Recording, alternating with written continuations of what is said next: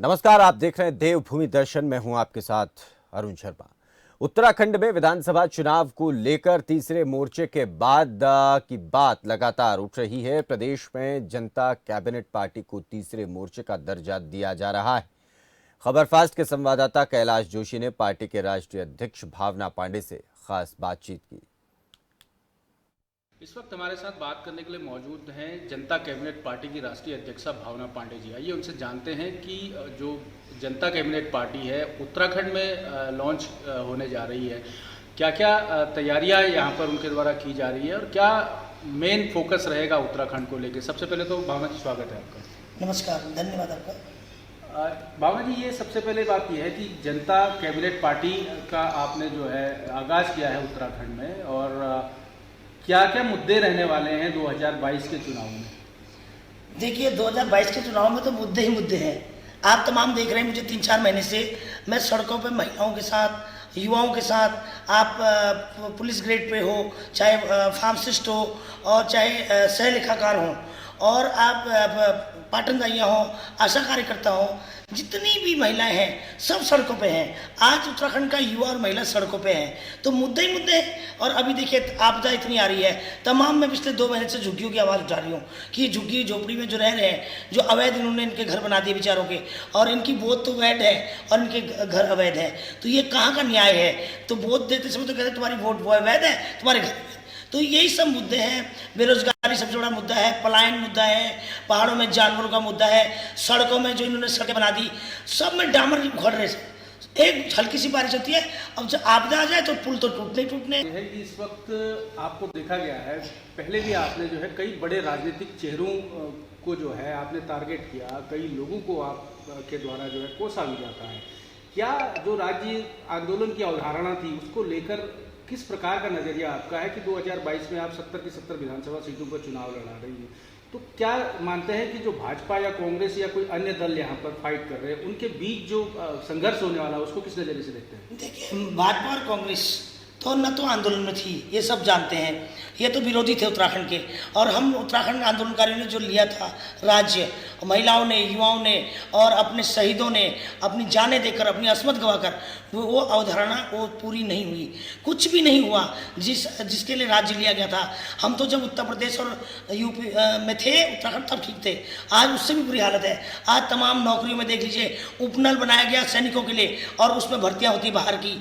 आज नौकरी में बाहर की भर्ती, आप बताइए, अभी सह लेखाकार की 400 वैकेंसी निकली, और उसमें इन्होंने किसी बाहर की एजेंसी जो घोटाले किए जो मध्य प्रदेश में और यूपी में, उस एजेंसी को काम दिया। हाँ, हमारा उत्तराखंड है, आप सामने पड़ोसी राज्य है। आप देख लीजिए, यहाँ के नेताओं को तो इतना घमंड है, रोज दिल्ली दौड़ते हैं ये ब्लैकमेलर नेता। भाजपा अब की बार कांग्रेस, अब की बार भाजपा। मैं दोनों पार्टी को बता देना चाहूँ, न भाजपा आएगी इस बार, न कांग्रेस आएगी। अब हम नेताओं की कैबिनेट से थक चुके हैं, अब आएगी जनता कैबिनेट, और जनता की कैबिनेट होगी, और इसलिए पार्टी का नाम भी जनता कैबिनेट पार्टी है। अगर बात करें पलायन की, बेरोजगारी की, तो अक्सर देखा जाता है उत्तराखंड में जब से राज्य गठन हुआ तब से पलायन और बेरोजगारी का जो दंश है प्रदेश झेल रहा है। अगर आप सत्ता में आते हैं तो किस प्रकार की जो ये पलायन और बेरोजगारी को लेकर जो मुद्दे हैं, इनको किस प्रकार से नया आयाम देने की कोशिश करेंगे? देखो, नया आयाम ये है, जितने लोग हमारे प्रदेश में आज उत्तराखंड के अंदर हैं, इन लोगों को कहीं ना कहीं कुछ प्रतिशत हमारे उत्तराखंड के लोगों को भागीदारी देनी पड़ेगी, और दूसरा, जितनी इंडस्ट्रियां हैं उसमें ठेकेदारी प्रथा खत्म करनी पड़ेगी, और 70% नौकरी हमें चाहिए। तो इसी तरह बहुत सारे मुद्दे हैं, और क्या कहते हैं, हमारे प्रवासी 12 लाख प्रवासियों को मुझे बुलाना है यहाँ पर, और किसी कीमत पर वापस बुलाना है। आज पहाड़ खाली हो गए, और तमाम पहाड़ खाली हो गए, तो इन पहाड़ों को हमें दोबारा से आबाद करना है, उत्तराखंड को आबाद करना है, यही मेरा मकसद है। तो ये थी जनता कैबिनेट पार्टी की राष्ट्रीय अध्यक्षा भावना पांडे जी, जिन्होंने प्रदेश के विकास के लिए जनता कैबिनेट पार्टी को बनाया है, और इस बार 2022 के चुनाव में 70 की 70 विधानसभा सीट पर अपने प्रत्याशियों को मैदान में उतारने की तैयारी की गई है। वीडियो जर्नलिस्ट मयूर उपाध्याय के साथ मैं कैलाश जोशी, खबर फास्ट, देहरादून। चलिए आगे बढ़ेंगे, अगली खबर की बात करेंगे। नैनीताल जिले के प्रभारी मंत्री यतीश्वरानंद ने लाल कुआं, बिंदु खत्ता और हल्द्वानी क्षेत्र में आपदा प्रभावित इलाकों का दौरा किया। इस मौके पर उन्होंने कहा कि आपदा के दौरान जो भी अधिकारी काम में लापरवाही बरतेगा उसके खिलाफ कड़ी कार्रवाई की जाएगी और उसे किसी भी कीमत पर बख्शा नहीं जाएगा। साथ ही उन्होंने कहा कि आपदा प्रभावित इलाकों में राहत और बचाव कार्य जारी है और पीड़ितों को हर संभव मदद देने का प्रयास भी किया जा रहा है।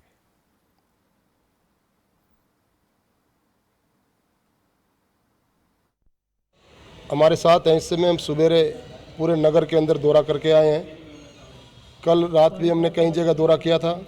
अभी हम थोड़ी देर में भीमताल विधानसभा के अंदर जहाँ जहाँ भी आपदा से नुकसान हुआ उसका दौरा करेंगे और जो भी किसी भी सामान की वहाँ प्रभावित लोगों को आवश्यकता है हम उसको पूरा करेंगे। गोला पुल एक बड़ा यहाँ पे नुकसान हुआ है, गोला पुल का काम कब से शुरू होगा? मैं समझता हूँ उसमें काम शुरू कर दिया गया है। मैं लापरवाही करेगा और उसके लापरवाही के प्रमाण अगर मिलेंगे, कितना भी बड़ा कोई अधिकारी हो, छोटे से लेकर बड़े तक बख्शा नहीं जाएगा। पहाड़ों में भारी आपदा से हुए नुकसान को देखते हुए केंद्र सरकार की 7 सदस्यीय टीम हल्द्वानी पहुंची और आपदा प्रभावित क्षेत्रों का दौरा किया। साथ ही जिले के अधिकारियों से नुकसान का आकलन कर विस्तृत रिपोर्ट भेजने के निर्देश दिए। इस दौरान केंद्र की 7 सदस्यीय टीम के साथ आपदा प्रबंधन सचिव एस मुरुगेशन भी मौजूद रहे। उन्होंने कहा कि आपदा से हुए नुकसान का सही आकलन किया जाएगा।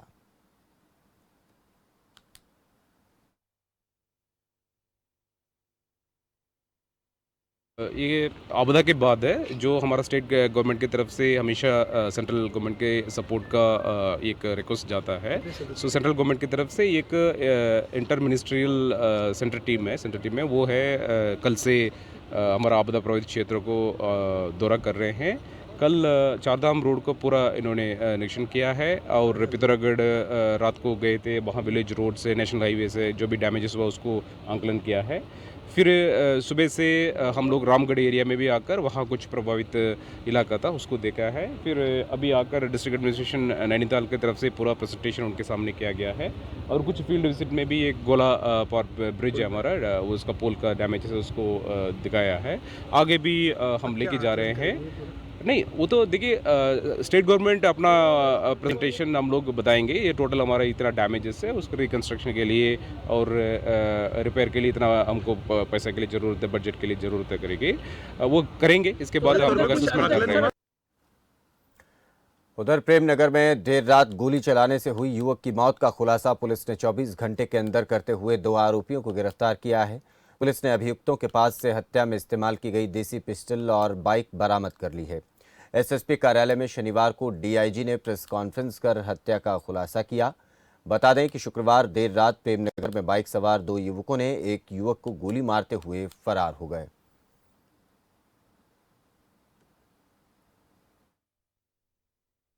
कल रात की घटना है। कल रात को प्रेमनगर में एक व्यक्ति की गोली लगने से मृत्यु हो गई थी। उसके बाद हमारे द्वारा उसमें तहकीकात शुरू की गई। तहकीकात और पूछताछ से हमको ये पता पड़ा कि जो मृतक है उसके साथ और भी वहाँ पर चश्मदीद थे, कुछ मुखबिर थे। उनके द्वारा बताया गया कि एक खुलिया बताया गया और ये बताया गया कि 2 जने बाइक पर आए थे और वहाँ पर कुछ कहा सुनी हुई और इसके बाद ये फायर हुई जिसमें कि गोलियां चलाई गई और जो मृतक है उसकी मृत्यु कार्य की गई, मर्डर किया गया। उसके बाद हमारे द्वारा टीमों को निर्देशित किया गया और टीमों ने फिर अपनी कार्रवाई शुरू की। इसमें फिर हमारे द्वारा 2 अभियुक्त अरेस्ट किए गए हैं जो कि इस केस में इन्वॉल्व हैं।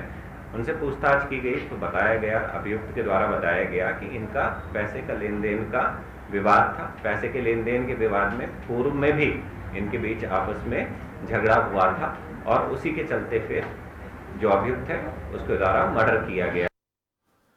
देश भर में त्योहारी सीजन की शुरुआत हो चुकी है। इसी कड़ी में करवा चौथ को लेकर महिलाओं में काफी उत्साह देखने को मिला। कोरोना का प्रभाव कम होते ही करवा चौथ पर ऋषिकेश के बाजारों में रौनक देखने को मिली। बड़ी संख्या में महिलाएं बाजार में खरीदारी करने पहुंची। वहीं व्यापारियों के चेहरे पर भी खुशी देखने को मिली है।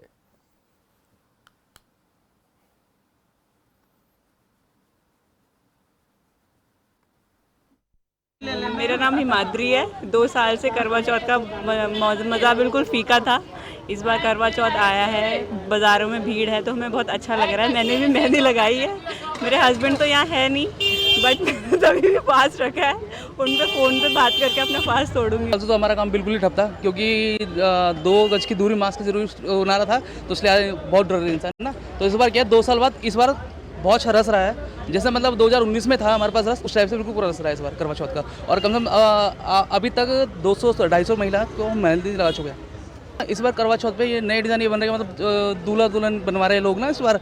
और छन्नी वाले डिज़ाइन होते हैं जो जिसमें चांद वगैरह होते हैं, वो सब बनवाते हैं इस बार। करवा चौथ के त्यौहार को लेकर सुहागिन महिलाओं में काफ़ी उत्साह देखने को मिल रहा है। बड़ी संख्या में महिलाएं बाजार पहुंच रही है। मैं दिखाना चाहूँगा किस तरीके से महिलाएं बाजार पहुंच रही है और अपने सुहाग का श्रृंगार का सामान लेने यहाँ पर दुकानों में पहुंची बड़ी संख्या में। साथ ही महिलाएं अपने जो पति की दीर्घायु के लिए तरह तरह के श्रृंगार का सामान ले रही हैं और करवा चौथ की जो पूजा में सामग्री काम आती है वो लेने बाजार पहुँच रही है। और साथ ही मैं बताना चाहूँगा कि कई महिलाओं में यहाँ पर मेहंदी लगाने को लेकर भी काफ़ी उत्साह है। और पिछले जो 2 साल गुजरे हैं वो कोरोना संक्रमण के चलते गुजरे हैं और उसमें महिलाएं सादगीपूर्ण तरीके से करवा चौथ का त्यौहार मना रही थी, लेकिन जो कोरोना संक्रमण का जो मामले हैं वो कम हुए कहीं ना कहीं और इसीलिए बाजार में रौनक वापस त्योहारों की लौट आई है।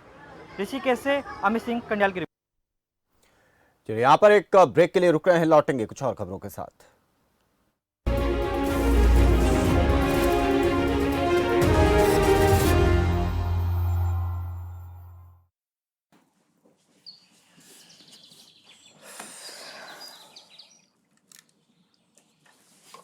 मैं शिवी, एक आर्किटेक्ट और दिल्ली गवर्नमेंट के एजुकेशन मेंटर भी।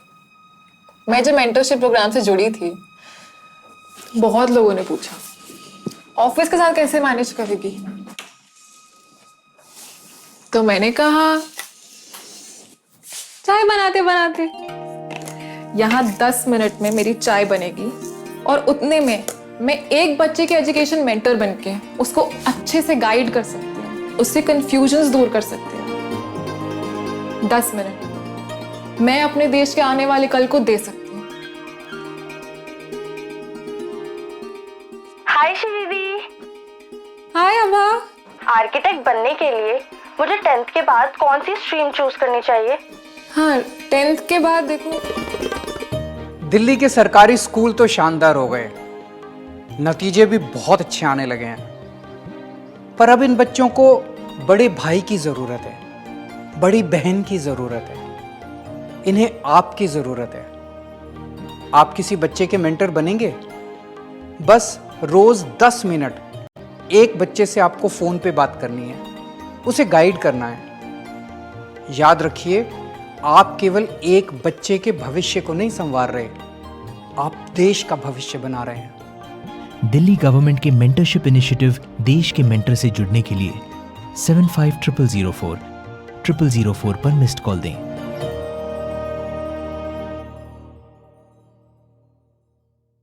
एलनाबाद के दंगल की तहार, कौन किसके लावेगा धूपी पछाड़, कमल चश्मे और हाथ की लड़ाई, जनता ने किसकी बात रास आई।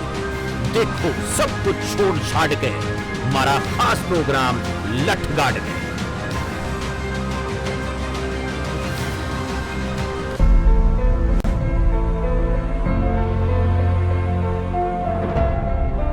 नमस्ते लंडन। ਅੱਜ मैं ਤੁਹਾਡੇ ਸਾਹਮਣੇ ਖਬਰ ਲਿਆ ਰਿਹਾ ਹਾਂ ਇੰਗਲੈਂਡ ਤੋਂ। ਪਰਾਲੀ ਸਾੜਨਾ ਕੋਵਿਡ ਬੁਲਾਉਣਾ ਹੈ। ਇੰਗਲੈਂਡ ਵਿੱਚ ਡਾਕਟਰੀ ਖੋਜ ਦੇ ਅਨੁਸਾਰ ਪ੍ਰਦੂਸ਼ਿਤ ਵਾਤਾਵਰਣ ਵਿੱਚ ਕੋਵਿਡ ਨਾਲ ਮਰਨ ਦਾ ਜੋਖਮ 7% ਵੱਧ ਜਾਂਦਾ ਹੈ।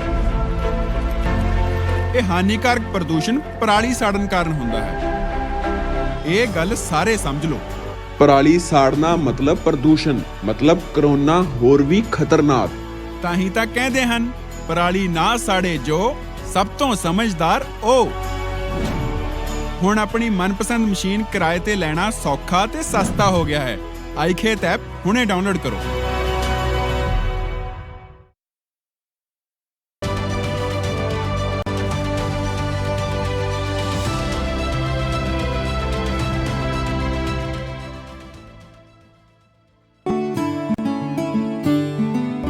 हरियाणा डेयरी विकास सहकारी संघ वीटा के माध्यम से देसी गाय के A2 दूध के उत्पादन को बढ़ा रहा है ताकि लोगों तक इसकी पहुंच आसानी से हो सके। उसके लिए ज्यादा बूथ खोले जा रहे हैं। इसके साथ ही ऑनलाइन ऑर्डर बुक करने और डिलीवरी की सुविधा भी दे रहा है। डिस्ट्रीब्यूटरशिप को बढ़ाया जाए ताकि जो हमारे वीटा के जितने भी प्रोडक्ट्स हैं वो हर आदमी तक पहुंच सकें, और मुझे विश्वास है कि वीटा और भी अच्छा काम करेगा। अब आप देसी गाय के A2 प्रोटीन युक्त उच्च दर्जे के दूध को घर बैठे मंगा सकते हैं। देसी गाय का पौष्टिक दूध साफ और स्वच्छ तरीके से सीधा आपके घर पहुंच रहा है और इस काम को वर्षों से कर रहा है वीटा, हरियाणा डेयरी विकास सहकारी संघ, हरियाणा। मीठा हो या फीका, दूध पियो वीटा। शहर जो कभी रुकता नहीं, न रुकती है खबरों की रफ्तार। मंत्री से संतरी, पहर दर पहर, हर वो खबर जिसका पड़ता है असर। मेरा शहर मेरी खबर, देखिए सिर्फ खबर फास्ट पर। सब कुछ आजमाया और तब मैंने माना कि सिर्फ सच्ची सहेली ही है महिलाओं के उन मुश्किल दिनों की हर समस्या, जैसे कठिन दर्द, अनियमितता, खून की कमी, थकान व कमजोरी जैसी सभी प्रॉब्लम्स के लिए नंबर 1 औषधि एवं मुल्तानी कोका कफ सिरप, तुलसी, वसा, यस्ती मधु, पिपली के गुणों से भरपूर, जो खांसी पर करे तुरंत असर, ताकि बदलते मौसम के साथ आप न बदलें। सब कुछ आजमाया और तब मैंने माना कि सिर्फ सच्ची सहेली ही है महिलाओं के उन मुश्किल दिनों की हर समस्या, जैसे कठिन दर्द, अनियमितता, खून की कमी, थकान व कमजोरी जैसी सभी प्रॉब्लम्स के लिए नंबर 1 औषधि एवं टॉनिक। शहर जो कभी रुकता नहीं, न रुकती है खबरों की रफ्तार। मंत्री से संतरी, पहर दर पहर, हर वो खबर जिसका पड़ता है असर। मेरा शहर मेरी खबर, देखिए सिर्फ खबर फास्ट पर।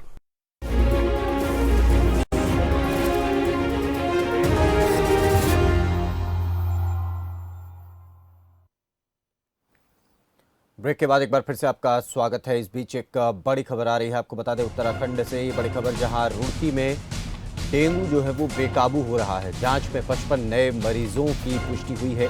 167 पर डेंगू का आंकड़ा बढ़कर पहुंच गया है। गाधारोना में एक व्यक्ति की संदिग्ध मौत हुई, तो स्वास्थ्य की विभाग की टीम ने गांव पहुंचकर इसकी जानकारी ली। तो बड़ी खबर हम आपको बता रहे हैं, डेंगू अब लगातार अपने पैर पसार रहा है और कहीं न कहीं परिस्थितियां काबू से बाहर होती हुई दिखाई दे रही हैं। स्वास्थ्य विभाग लगातार प्रयास में कि डेंगू पर लगाम लगाई जा सके, रोक लगाई जा सके, किसी भी प्रकार से इसे रोका जा सके और इससे इतर जो है मरीजों को सही प्रकार से सुविधा, समय पर सुविधाएं जो मिलनी चाहिए दवाइयों के समय, तो वो उनको मिलती रहें, ताकि मरीज बढ़ने पर किसी तरीके की समस्या ना आए और ना ही कोई दबाव आए। लेकिन दूसरी तरफ मरीज लगातार बढ़ रहे हैं और स्वास्थ्य विभाग अपने स्तर पर लगातार कोशिशों में जुटा हुआ है।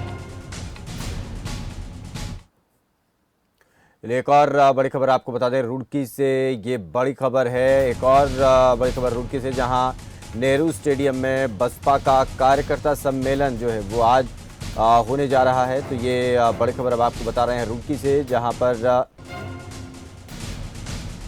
बसपा का ये कार्यकर्ता सम्मेलन आज होने जा रहा है रुड़की में। और उधर बीजेपी कांग्रेस के कई कार्यकर्ता जो हैं बसपा का दामन थाम सकते हैं, ऐसा माना जा रहा है। लेकिन देखना होगा कि परिस्थितियां किस तरीके से और किन स्वरूपों में बनती हैं। लेकिन फिलहाल ये बड़ी खबर हम आपको बता रहे हैं रुड़की से, जहां बहुजन समाज पार्टी का ये कार्यकर्ता सम्मेलन होने जा रहा है। बीजेपी प्रदेश अध्यक्ष मदन कौशिक ने हल्द्वानी वो पहुंचे, जहां बीजेपी के कुमाऊं कार्यालय में आपदा कंट्रोल रूम की शुरुआत की। उन्होंने कहा कि हल्द्वानी के बीजेपी कार्यालय में बनाए गए कंट्रोल रूम की टीम कुमाऊं के सभी जिलों से संपर्क करेगी और सरकार द्वारा बनाई गई योजनाओं को जनता तक पहुंचाने की मॉनिटरिंग भी करेगी।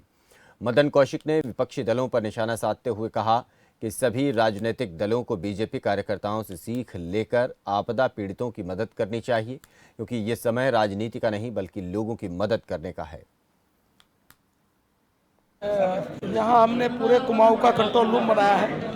गढ़वाल का कंट्रोल रूम हमने देहरादून में बनाया है। इस कंट्रोल रूम के माध्यम से सारे जिलों से हमारे संपर्क कंट्रोल रूम के जो इंचार्ज हैं राजेंद्र बिष्ट जी और उनकी पूरी टीम इस सारे काम को मॉनिटर करेगी।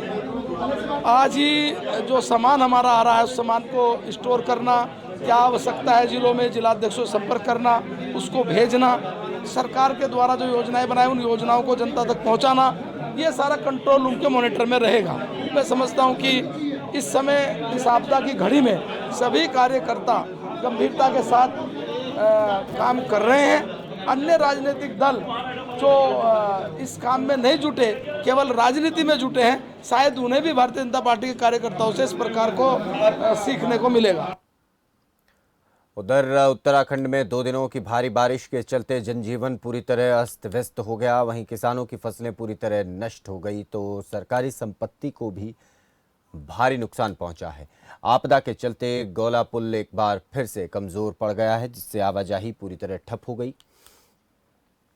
कमजोर पड़े पुल पर अब सियासत तेज हो गई है। जहां एक ओर मुख्यमंत्री आपदा से उबरने की बात कर रहे हैं, वहीं आम आदमी पार्टी ने पुल निर्माण में खराब सामग्री का आरोप लगाया है।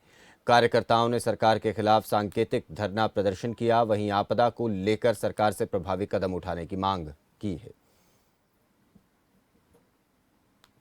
आज हम इस गोला पुल पे हम बैठे हैं, एक सांकेतिक प्रदर्शन कर रहे हैं, मौन प्रदर्शन, जो दोनों ही सरकारें भ्रष्टाचार के आखंड में डूबी हुई हैं। अगर आप देखें तो एक सरकार कांग्रेस के समय गोला पुल बना और भाजपा के सरकार में गिरा, दोबारा से कांग्रेस की सरकार में पुल बना और दोबारा से गिरा। तो सबसे पहली चीज़ कि हमारा ये मानना है कि उत्तराखंड राज्य प्राकृतिक आपदाओं से ज़्यादा राजनीतिक आपदाओं की वजह से ग्रसित है। दोनों की दोनों सरकारें भ्रष्टाचार के आखंड में डूबी हुई हैं और हमारा कहना है कि ये जिस तरह से ये जान माल का जो नुकसान हुआ है, जिस तरह की हानि हुई है, तो सबसे पहले एक तो 50,000 रुपये हेक्टर के हिसाब से हर किसान को दिया जाए। इस समय में हमारी सरकार का, हमारे चाहे केंद्र सरकार है, चाहे प्रदेश सरकार है, या हमारे सभी मंत्रीगण हैं, हमारे माननीय रक्षा राज्य मंत्री जी हैं, और सभी लोगों का हमारा केवल एक ही लक्ष्य है कि इस समय आपदा से जो पीड़ित लोग हैं उनको राहत पहुंचाएं और उनको जो हर संभव सहायता हो सकती है वो सहायता सरकार दे। उसके लिए हम हर संभव प्रयास कर रहे हैं, इसलिए हम लोगों के बीच में जा रहे हैं, वहीं पर जाकर उसकी मॉनिटरिंग कर रहे हैं, जहाँ पर भी जो भी ज़रूरत है उसके हिसाब से काम कर रहे हैं। इस समय में हम सभी लोगों से कह रहे हैं कि सभी लोग, कोई पक्ष नहीं, कोई विपक्ष नहीं है, सारे स्वयंसेवी संगठन हैं, उद्योग संस्थान हैं, सारे लोग जो भी अपना सहयोग प्रदान कर सकते हैं उनको सहयोग प्रदान करना चाहिए, सबको आगे आना चाहिए। चलिए, इसी के साथ इस बुलेटिन में फिलहाल इतना ही। दीजिए इजाजत। नमस्कार।